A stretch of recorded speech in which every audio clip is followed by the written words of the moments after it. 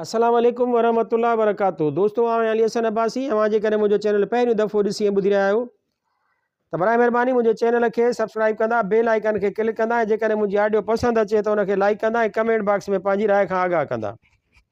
किताब जो नालो आहे लोक कहाणियूं जिल्द टियों, परियुनि, देवनि, जादूगरनि, ॾाहिणियुनि ऐं नजूमियुनि जूं ॻाल्हियूं। मुरतब डॉक्टर नबी बख्श खान बलोच, छपाईंदड़ सिंधी अदबी बोर्ड जाम शोरो सिंध, छापो 5 जनवरी 2014 ईस्वी। हिन किताब जी आख़िरी कहाणी आहे। हीअ ॻाल्हि उत्तर ताल के मीरो ख़ान मां ग़ुलाम कादर खां मिली। कहाणी आहे नजूमी ऐं नांग। हिकिड़ो बादशाह, उनखे 3 ज़ालूं हुयूं, मगर तक़दीर अहिड़ी जो कंहिं मां बि औलाद कोन थियुसि, तंहिं करे ॾाढो ग़मगीन गुज़ारींदो हो। हिकिड़े ॾींहुं हिकिड़े ठग नजूमीअ बादशाह खे अची चयो त मूं पंहिंजे इल्म नुजूम में ॾिठो आहे त तव्हांजे शहर खां ॿाहिरि हिकिड़ी कुराड़ी औरत रहे थी। जेकॾहिं तव्हीं उनजे धीउ सां शादी कंदव त उन मां अव्हांखे औलाद ज़रूरु थींदो। बादशाह उहा ॻाल्हि ॿुधी ॾाढो ख़ुशि थियो ऐं नजूमीअ खे इनाम इकराम ॾेई चयाईं त ए नजूमी, उहा ख़बर खणी बि तूं आयो आहीं, तंहिं करे उन जी शादीअ जो बंदोबस्तु बि तूं कर। नजूमीअ खे बि खपंदी उहा ॻाल्हि हुई, सो यकदमि हावकार कयईं, छाकाणि त जंहिं पोड़ी औरत जी धीउ सां बादशाह खे शादी करण लाइ चयो आई, सा पोड़ी संदसि सॻी भेण हुई ऐं बुखनि पई मरंदी हुई। नजूमी यकदमि पंहिंजी भेण वटि आयो, खेसि बादशाह वारियूं ॾिनल सूखड़ियूं पाखड़ियूं ॾेई सॼी ॻाल्हि सम्झाए छॾियईं। ख़ैरु किसो कोता नजूमीअ हिरफ़त सां बादशाह खे पंहिंजी भाणे जी परणाई, राज राणी कराए पोड़ीअ भेण समेत ॾाढे मज़े सां हयाती गुज़ारण लॻा।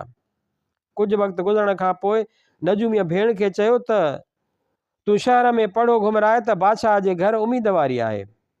भेणसि चयसि दादा, अञा उम्मीदवारी त कान थी आहे, आउं कूड़ो पढ़ो कीअं ॾियारियां।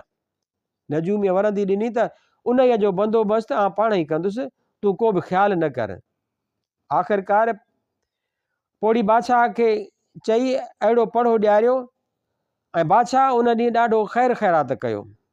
ॿिए ॾींहुं नजूमी वरी बादशाह वटि आयो ऐं खेसि अची चयाईं त जीअंदा क़िबला, मूं हिसाब करे ॾिठो आहे त अव्हांखे पुटु ॼमंदो, पर शर्त ई आहे त तव्हां पंहिंजी नंढी राणीअ खे हिकिड़ी जुदा जाइ ठहिराए ॾियो, जंहिंमें ॿियो को बि माण्हू न वञे ऐं शहज़ादो उते अंदरि ई अंदरि निपजे। जेसीं ताईं हू 14 सालनि जो थी शादी करे, तेसीं ताईं हुनखे जीअं को बि माण्हू न ॾिसे, न त जेकॾहिं को शहज़ादे खे कंहिं शहज़ादे खे ॾिसी वरितो त शहज़ादो पथर थी पवंदो। बादशाह हिकदमि नजूमीअ जे चवण मूजिबि हिकिड़ो आलीशान मालात ठहिराए पंहिंजी नई राणीअ खे उन में रहाइण लॻो। जॾहिं ॾींहं पूरा थिया तॾहिं नजूमीअ पंहिंजे भेण खे चयो त अॼु बादशाह ॾे चवाए मोकिल त तव्हांखे पुटु ॼाओ आहे। भेणसि चयसि दादा, बादशाह सां एॾो कूड़ कीअं कबो। नजूमीअ चयसि त तूं उन ई ॻाल्हि खे छॾे ॾे, आउं पाण ई उनखे मोॾींदुसि। नेठि भेणसि बादशाह ॾे पुटु ॼमण जी मुबारक मोकिली, जंहिं ते बादशाह ॾाढो ख़ुशि थियो। पोइ ॾाढा ख़ैर ख़ैरात कयईं, ख़ुशियूं ऐं शादमाना थी विया। एतिरी ख़ुशीअ हूंदे बि बादशाह नजूमीअ जे चवण मूजिबि पंहिंजे पुट जो मुंहुं ॾिसणु न वियो। आख़िरकार ॾींहं गुज़रंदे वेरमई कान कनि। नजूमीअ वारा 14 साल बि अची पूरा थिया, जंहिं करे बादशाह पुट जी शादी कराइण जी तयारी करणु लॻो, पर होॾां त मिड़े ख़ैरु लॻो पियो। उते नजूमीअ जे भेण खे अची सिर सां लॻी, सो भाउ खां पुछियईं त हाणे छा थींदो। जंहिं ते हिन चयसि दादी, तूं फ़िक्र न कर, आउं पाण ई थो न इहे मामले खे मुंहुं ॾियां। सो बादशाह वटि वञी खेसि अर्ज़ु कयईं त जीअंदा क़िबला, तव्हीं भली शहज़ादे जी शादीअ जो बंदोबस्तु करियो, पर शर्त उहा आहे त शादीअ लाइ पालकी आउं ठहिराईंदुसि। बादशाह संदसि शर्त क़बूलु कयो ऐं 2-3 ॾींहंनि खां पोइ ॼञ तयारु कराए उन जे महलात ॾांहुं रवानो थियो, जिते नजूमी ऐं संदसि भेण रहंदा हुआ। उन विच में नजूमी अटकल करे जुड़तू शहज़ादे लाइ पालकी तयारु कराई, उन में हिकिड़ो पथर रखाए छॾियो। जॾहिं ॼञ आई तॾहिं उहा ढकियल पालकी खणी संदन हवाले कयऊं। जा खणी ॼञ उथी हली। हलंदे हलंदे ॼञ खे वाट ते राति पइजी वई, जंहिं करे उते तरसी पिया ऐं खाधे पीते जो बंदोबस्तु कयऊं। उते नजूमीअ भेण खे सम्झाए छॾियो त हाणे पंहिंजी जान बचाइण जो मौक़ो उहो आहे जो सांझीअ सुम्हण महिल तूं पालकीअ जे हिकिड़े दरी खोले छॾ, जीअं ई सभिनी माण्हुनि खे ॿुधाए छॾ। तूं पालकीअ जी दरी खोले छॾिजांइ ऐं सभिनी माण्हुनि खे ॿुधाए छॾिजांइ त शहज़ादे खे गर्मी थी थिए, सो आउं संदसि पालकीअ जी दरी खोले थी छॾियां। ख़बरदार मतां को शहज़ादे खे ॾिसे। सुबुह थियण सां तूं वञी डोलीअ वटि बीही वठी दाऊं कजांइ त राति शहज़ादे खे कंहिं ॾिठो आहे, जंहिं करे पथर थी पियो आहे। नजूमी ऐं उनजी भेण पाण में उहा सलाह करे भेणस लोक सुते महिल डोलीअ वटि वञी हिकिड़ी दरी खोली। माण्हुनि खे चयो त शहज़ादे खे गर्मी थी थिए, तंहिं करे उन जे डोलीअ जी हिकिड़ी दरी खोले छॾी अथमि। ख़बरदार मतां को शहज़ादे ॾांहुं निहारे। हीअ ईअं चई वञी सुम्ही रही। जड़तू शहज़ादे जी पालकी हिकिड़े वण हेठि रखियल हुई। मॼाण जो उन ई वण में हिकिड़ो नांग जो जोड़ो रहंदो हो।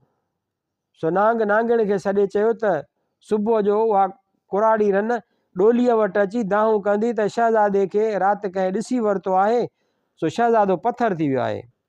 जॾहिं बादशाह खे उहा ख़बर पवंदी तॾहिं उन ई ग़म में मरी वेंदो।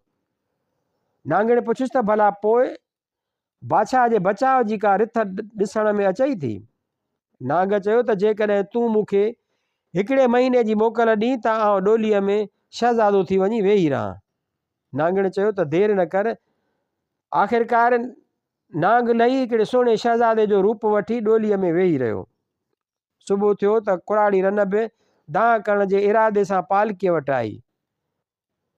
दरी त अॻे ई खुलियल हुई। उन में झाती पाए ॾिसे त पालकीअ में हिकिड़ो मलूक जवान छोकिरो वेठो आहे। पोड़ीअ खां छिरक निकिरी वियो, पर पोइ दिलि झले खांसि पुछियईं त तूं केरु आहीं?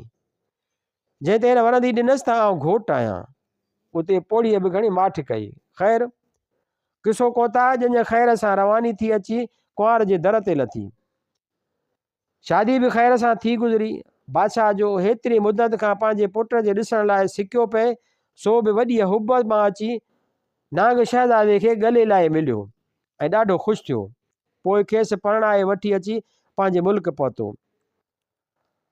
आख़िर 29 ॾींहंनि खां पोइ नांग पंहिंजी राणीअ खे सॼो राज़ ॿुधायो त कहिड़ीअ तरह पोड़ी ऐं नजूमीअ बादशाह खे फुरियो आहे, ऐं ॿुधायईंसि त हाणे आउं वरी बि नांग जो रूप वठी वञा थो। पंहिंजी हाणे तोखां मोकिलाणी आहे। ईअं चई हू इंसानी सूरत मां फिरी नांग थी हलियो वियो। शहज़ादी वीचारी जेका परणिजी आई हुई तंहिं घणेई दाहूं कुकू कयूं, पर वरियो की न। बादशाह खे जॾहिं उन हक़ीक़त जी ख़बर पई तॾहिं ॾाढो अरमान थियुसि। पोइ नजूमीअ कुराड़ी औरत ऐं संदसि उन ई कुराड़ी कूड़ी ज़ाल समेत सभिनी खे माराए छॾियईं।